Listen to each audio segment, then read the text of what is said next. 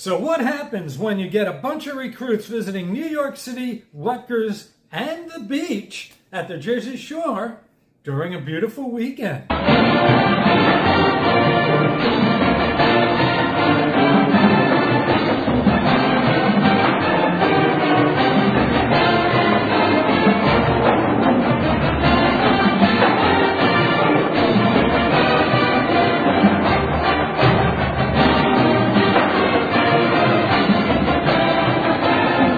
Why, it means you have a record recruiting weekend, of course. Congratulations to Greg Schiano, his staff, and the Rutgers Scarlet Knights football team for pulling in 9 commits over the weekend, over 2 days. That's a good job. Our biggest commit turnout ever.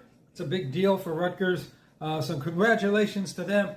Picked up a bunch of, got a 4-star tackle, a bunch of 3-star recruits. We're expanding our recruiting footprint. Let's start off with what I believe is the most important position, especially these days and in the Big Ten, and that's offensive tackle. We land 4-star recruit, Nakai Wynn out of Michigan, 6'5", 265-pound tackle, number 33 tackle in the country, number 40, top 500 recruit in the country, number 488. And the number 2 overall recruit out of Michigan. That's a good job.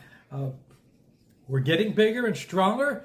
That's a good job by Greg Schiano and his staff to continue to pursue the big fatties up front on both sides of the ball, actually, and getting more athletic at the skill positions, what we'll get to now. We picked up a couple wide receivers. We had several 3-star recruits out of these recent commits over the weekend. Wide receiver, Vernon Allen from Maryland. A little departure from some receivers in the past. 2024 is shaping up to be the best receiver room we've had in probably 10 or 12 years. Vernon Allen, 6'3", 185. Tall, rangy, athletic, playmaking kind of receiver. He's got Dymere Miller kind of numbers. 74 receptions, 1,123 yards, 13 touchdowns. Another 3-star wide receiver, Jordan Houston out of Connecticut. Again, 6'1", 190, 6 foot to 6'1", 190. These guys still going to have some room to grow a little bit, so we're going to have some big, rangy, athletic wide receivers. Number 6 recruit out of Connecticut. So we got the number 2 recruit out of Michigan, number 6 recruit out of Connecticut, and he is a top 100 receiver, number 99. When you look at Samai DeGraffenried, who committed from Atlantic City not too long ago, he's another guy. He's about 6'1", 185. Could he be the next Malachi Corey, ex-running back, turning into a stud wide receiver who can also play special teams and return kicks? So you're talking about a couple, several guys that are 6'1", 6'3". We're definitely adding playmaking ability to our skill positions, which we all know we've needed for quite a long time. Also beefed up on defense, on the defensive line. At edge, Raiden Bruins from Florida, 6'4", 241 pounds. Excuse me, number 77 edge in the country. He's going to probably be the kind of guy that take time to develop, add some weight and strength to it. I'm sure Rutgers will do a very good job with that. Also, we increased or expanded our recruiting footprint into Georgia, not only just in basketball, with Ace Pally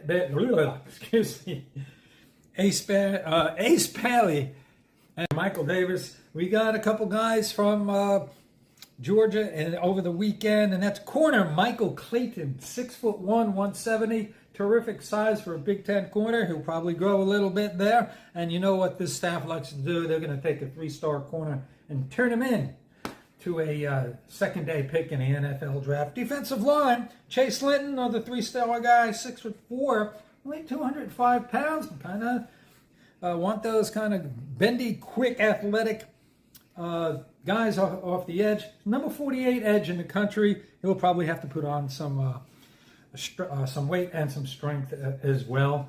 So we overall did very well this weekend. It was kind of a shock when you kept seeing the updates. Wait, Rutgers got another guy? Rutgers got another guy?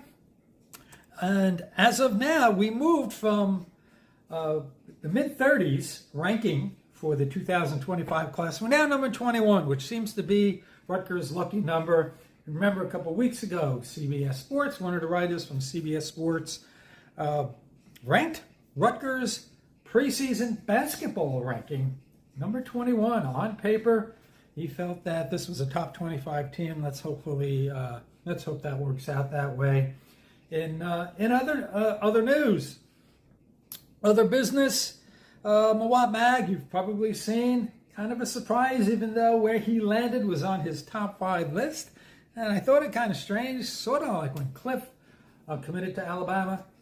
Mawat going to BYU. Now, I understand at BYU, and I'm not saying this is the case in Mawat's circumstances, but apparently they have very deep pockets for both football and basketball, so maybe that has something to do with it there. He will be taking the place of another 6'7" forward, so good luck to Mawat.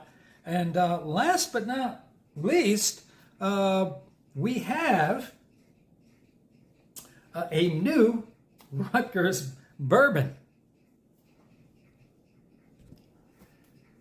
That's right. Many of you already know about Eric LeGrand's bourbon, a terrific, well-priced bourbon whiskey. But Gio is working on a collab with Penelope.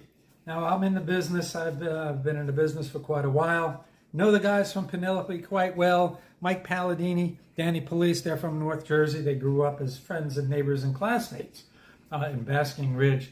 And they started, I remember when they first came to see me about 6 years ago, really happy for their success in selling to Luxco, but they're still involved with Penelope, and they're going to be, or Gio is working on a private barrel toasted Penelope. I look forward to seeing whatever the mash bill might be and what the process will be for the private barrel. Hopefully I'll get some information from industry insiders tomorrow. Nonetheless, that'll be a second Rutgers bourbon. If you haven't picked up some LeGrand whiskey yet, you probably should do that. 52 up here. Terrific whiskey. You know, it's less than $40, so in that range with a lot of brands that you know. Smooth, round, it's not too hot. Good for cocktails, good for sipping on a Monday and Tuesday night. $5.20 from every case goes to the Christopher and Dana Reeve Foundation for spinal research, so it's for a good cause. One of our guys. Rutgers turning into Whiskey East. Everybody enjoy your week. Enjoy some good Rutgers whiskey, and we'll see you the next time.